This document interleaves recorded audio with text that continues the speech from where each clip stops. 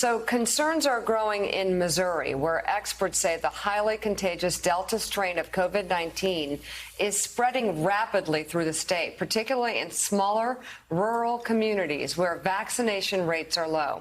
According to an NBC News review of data from a state-sponsored project, the Delta strain, first detected in India, has been found in the wastewater of at least 10 counties.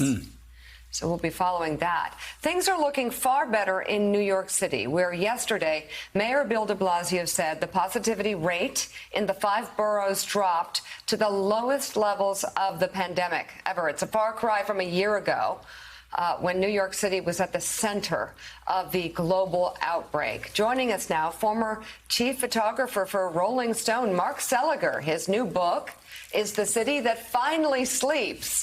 All 110 pages are filled with black and white portraits of a quiet New York City in the midst of the pandemic.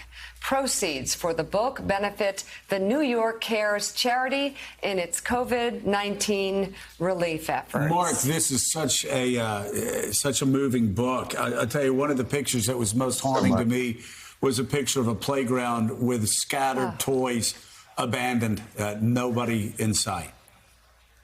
Yeah, I mean, I was activated to go out and document within a couple of days of the lockdown. And I live in the West Village, which is in West Village, and the city was in full bloom. So you had this kind of ironic moment where nature was in full bloom and yet there was nobody around. And it just really, it became a very emotional experience for me to be able to cover that and to document it. Mike?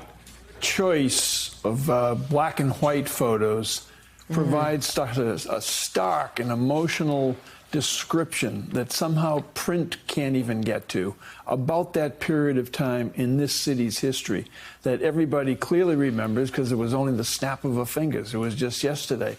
But what happened to you emotionally, personally, as you proceeded down the path from borough to borough, taking these shots? Well, it was a moment of kind of melancholy for me, and it was also a time for me to reset and kind of find my way through the things that I really, I've always been obsessed and I've always been passionate about, and that is photographing. And so the city, it reminded me of the first time that I saw it in coming to New York 30 years ago. And being just taken by the city. So it was really like a love letter to New York for me. And, it was bittersweet. So I was feeling the pain that the city was going through, but at the same time, I was trying to document it so that we have something to hold on to down the road. Hey, Mark, it's Willie Geist. Great to have you on the show this morning. This is really an extraordinary book. Thank you so much for having me. I'm doing well. These images as a New Yorker, just to sort of remember those moments and days that feel almost long gone now when you step outside into New York City. I'm just curious what caught your eye driving around, because I think like a lot of us, you could be captivated by this idea of New York City quiet and sleeping and empty. And then, as you say in the book, you'd come up on a refrigerated truck and be snapped back into reality. So what were you looking for as you drove around? Well, I was very fortunate because we started to post the photographs almost immediately, and the response I got from people was they were just thankful to be able to see their city in repose, but still there. And a lot of people had exited New York, and that was very important for them to be able to have a place, to view their city. And so when I was driving through the city, it was kind of lawless. I could just stop in the middle of a bridge and photograph this, this experience. And then Vanity Fair ran a portfolio.